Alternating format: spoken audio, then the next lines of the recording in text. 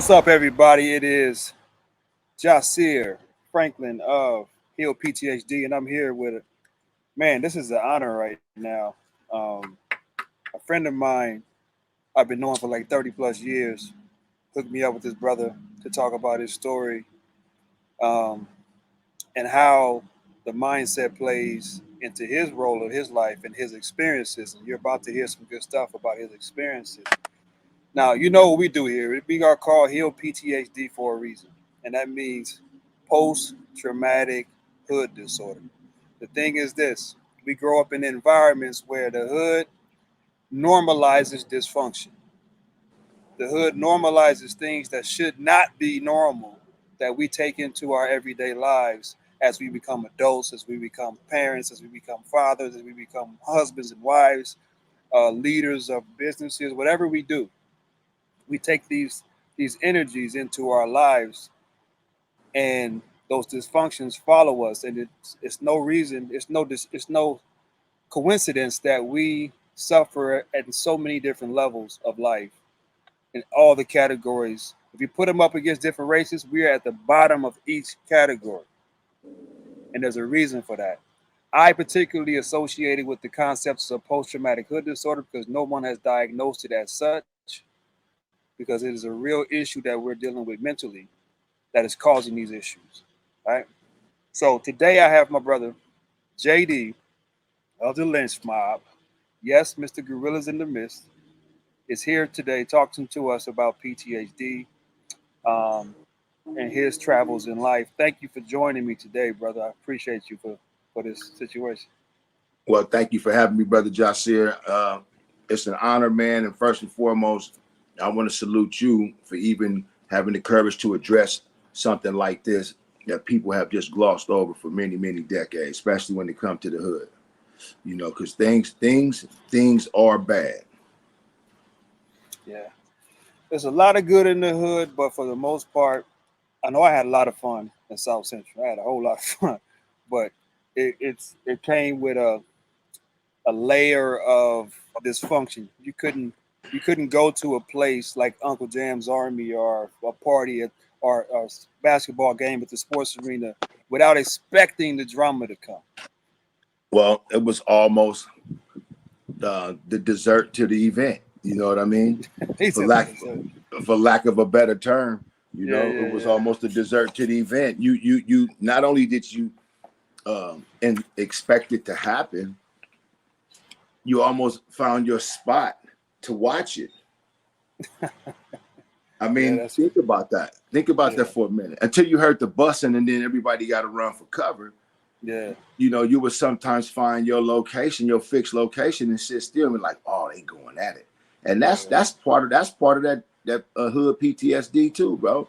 You know, PTHD. What's that? What is it? How do you pronounce it? Post traumatic hood Hood disorder. disorder. Oh, Yeah. yeah, I need a T-shirt with that on it. I got some coming out soon. Post-traumatic hood Hood disorder. disorder. PTHD. Steve. Yeah. It's over with. I'm finna blow that up, bro. I gotta tell people about it. I got to.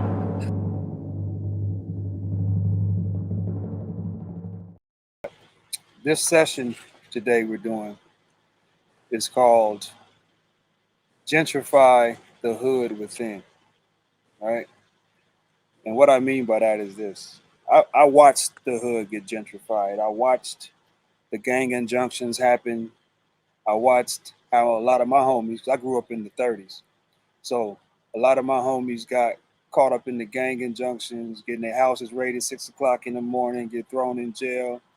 The park that I grew up at, Dinker Park, there's no more. There's no more. You drive by there right now, ain't nobody outside kicking it, right? I watched the gentrification process happen, and a lot of people are mad at the gentrification, and somewhat rightfully so. But we should Well, not.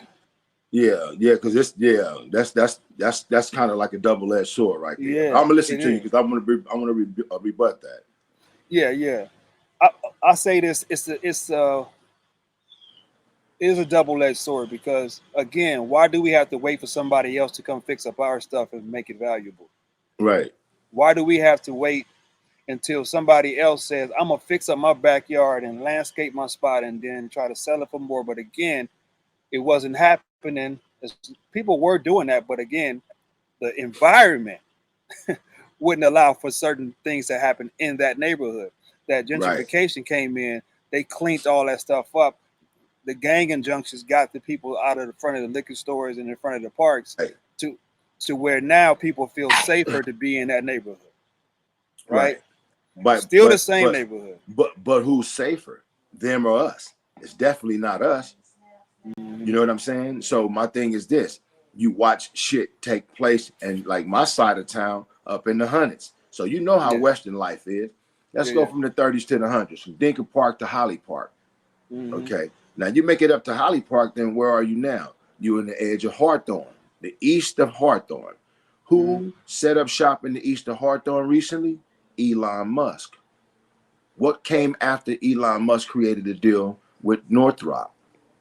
A fucking shopping center, a community, a planned community that's gated. Mm-hmm. You know what I'm Yeah, saying? yeah, And yeah. then on top of that, he copped a city block worth of homes and Mm-hmm. leveled it and made them parking structures so you can ensure safety in a well-lit area across the street from the Tesla plant that he are now going to shove his workforce in. Bro, this Yeah. shit was all mapped out and thought out long ago. This Oh, ain't for got sure. it ain't got nothing to do with city planners. These are billionaires carving up the city for themselves, you know. And what happened, this is another thing that happened. By design, they made those homes unaffordable. My grandmother paid $40,000 for a house in 1970 on Imperial, right? It's worth Mm-hmm. 518 now. This is the hood. You know what I Yeah, mean? yeah, This is the yeah. hood. But what they do is entice you with a $600,000 balloon inflated offer, pay you out cash, and then relocate your ass to where? Somewhere you can't afford. Now you have a mortgage. You know what I'm saying? But it's Mm-hmm. a nicer area, and you thought you moved on up like George and Weeds. But when you take a year or 2 years past it, you come back to the hood. Perfect example is Mm-hmm. Centinela heading to the Fox Hill Mall. I'm watching a white lady jogging with a stroller with twins in it, bro, across from Ladera. Lower Ladera. Lower Ladera was black affluence. Lower For Ladera sure, was the black Beverly Hills. Lower for sure. Ladera, Upper Ladera, Baldwin Hills, Windsor Hills, those were the black affluent areas of Los Angeles. Now, guess what's over there?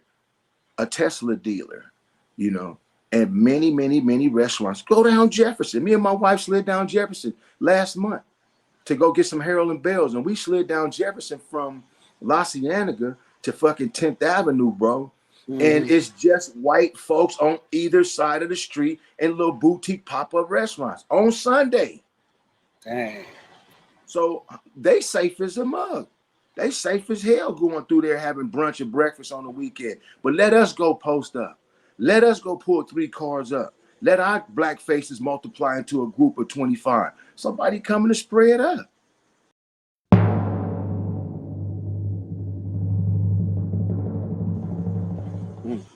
That's a mindset. Mm-hmm. Mm-hmm. That's a mindset that somebody inside the hood told the youngsters, if they ain't from over here, we ain't cool with them. Why? The white For folks ain't sure. from over here, and you don't say nothing to them. They ain't got banged on yet. Like not at all. Ain't said nothing to them. Nothing to it. Not even good morning. Won't Man, even look them in their face. I was in the jungles and my homeboy used to live in the jungles. He moved now. He moved out to Seattle area. But I just came over there to visit him one day and walked outside. We talking, and I see one of those golf carts with some white folks showing people through the jungles of apartments. I was like, what the heck?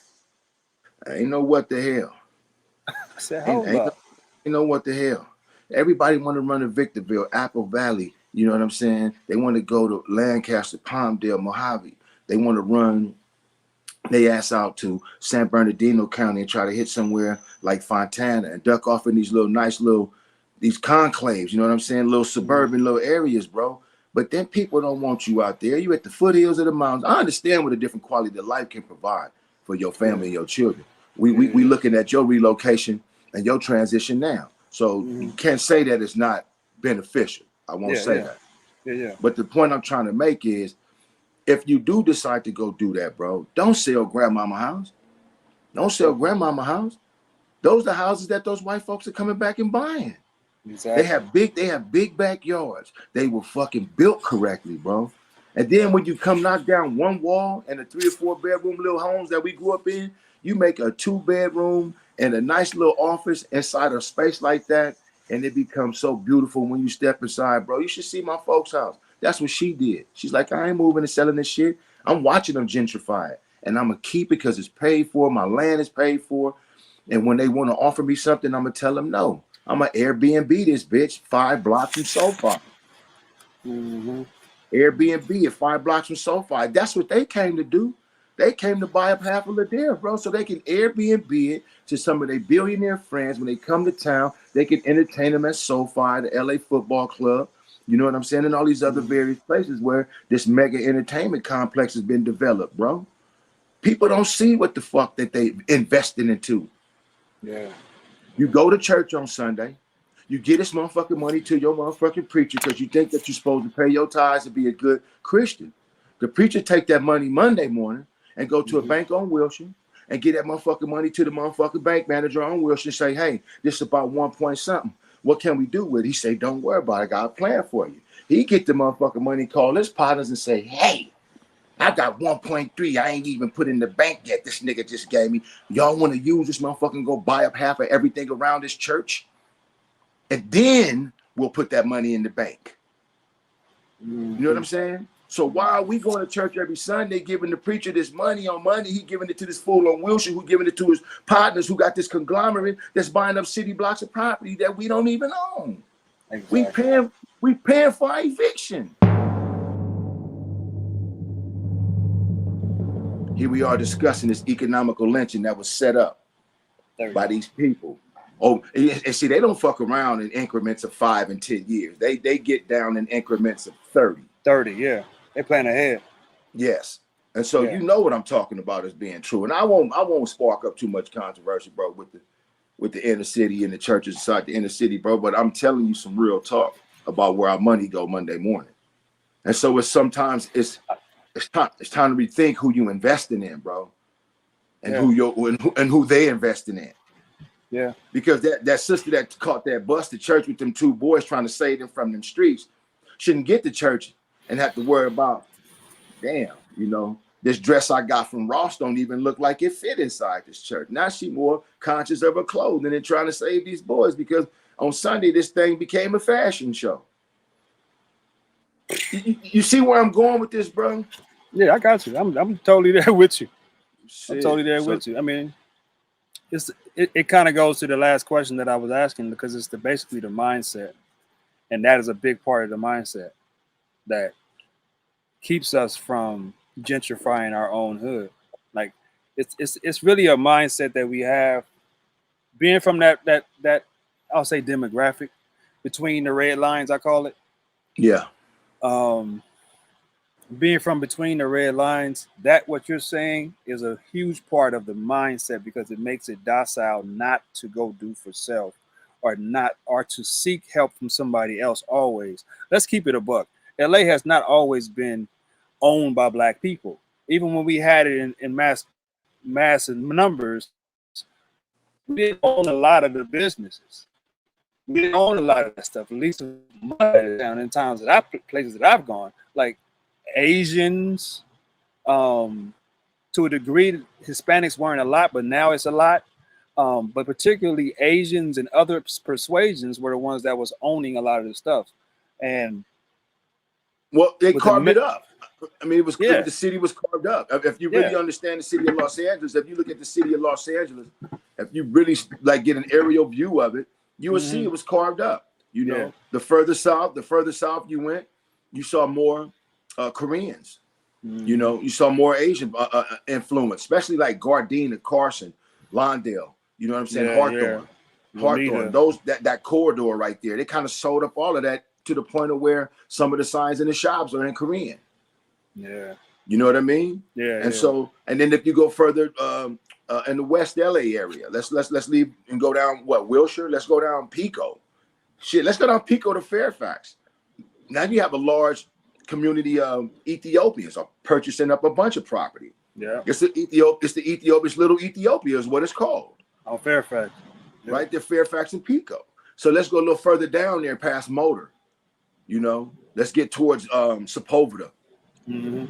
A very heavy influence of Jewish landowners, property owners, businesses, shop owners. You know, we used to go to Chevy Hills, you know, and play ball games against, you know, the 30s, the 60s, the 90s, you know, the Raymonds, you know, the East Coasters. You'd be basketball games and baseball games there. And going down Pico, we used to stop and get bomb pastrami and corned beef from some of the Jewish delis.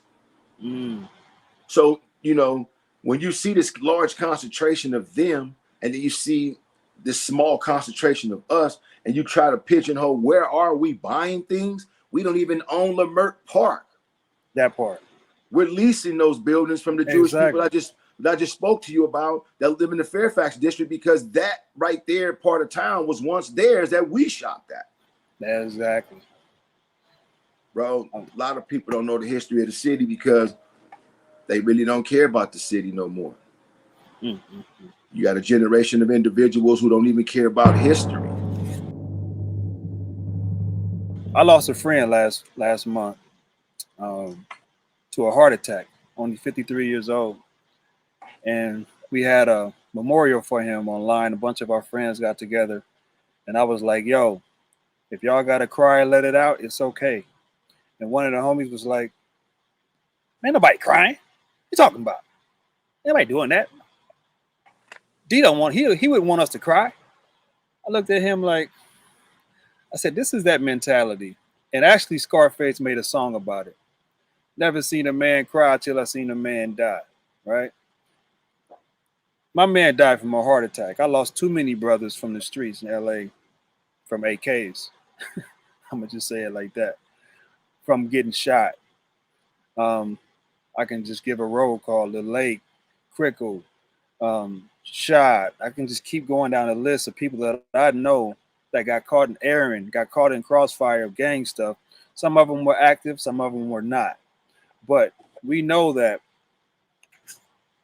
when you heard a certain term, you heard what happened to Tony, you know Tony got served that night a couple of days ago, right?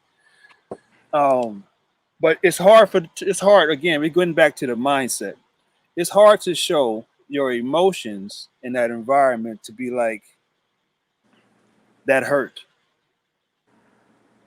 And how do I process the fact that my friend is gone? My question to you is this. Have you ever, and I've watched a lot of your podcasts,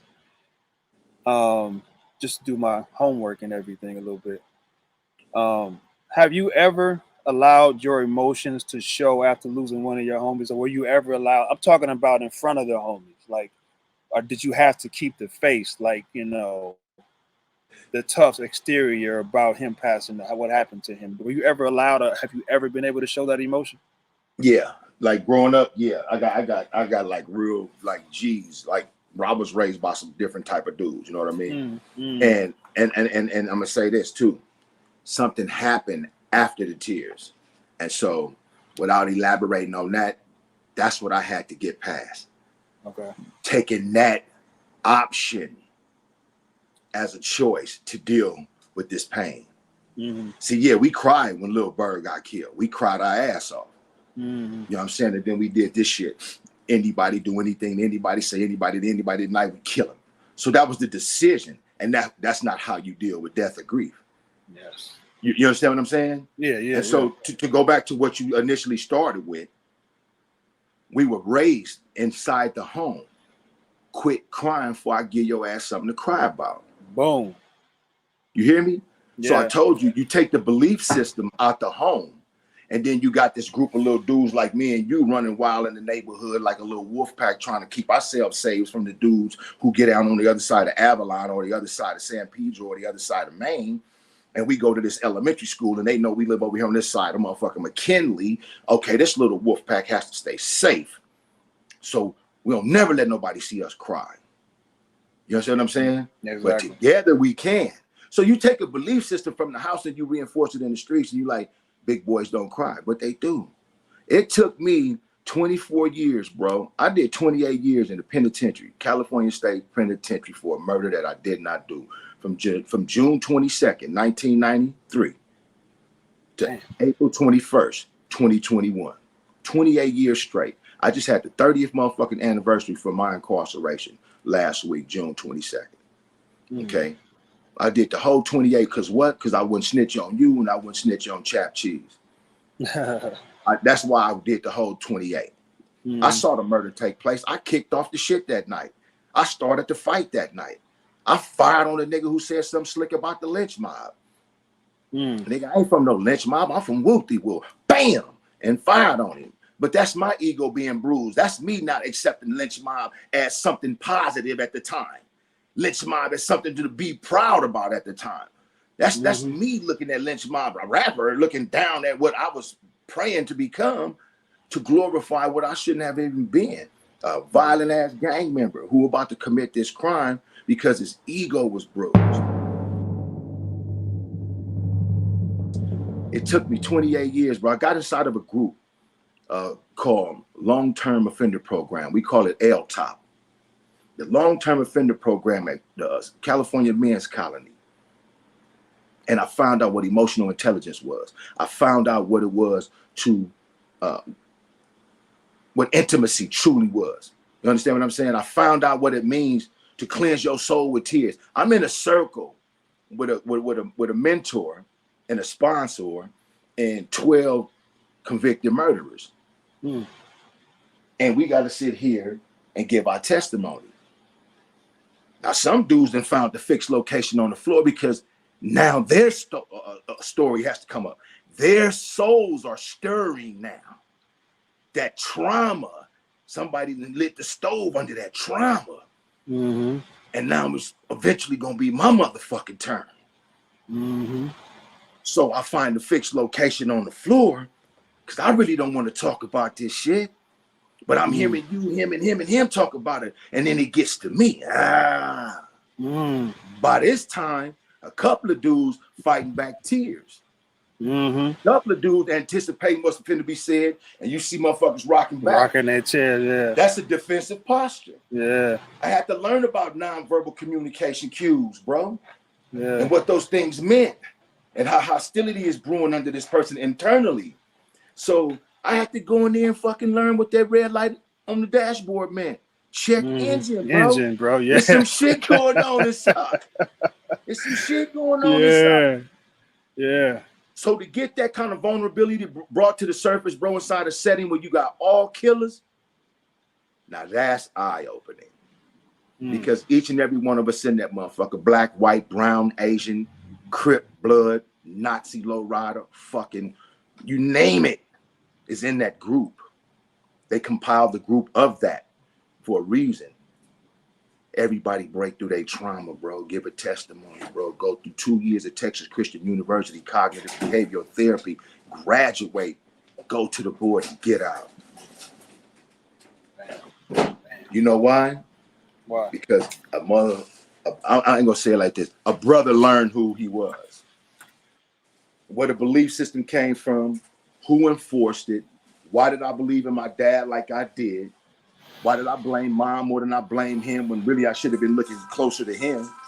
She listened to her man. You know what I mean? So it was this paradox, bro, you know, of all types of shit that I had to look and say, you know what? In order for me to heal, I gotta forgive.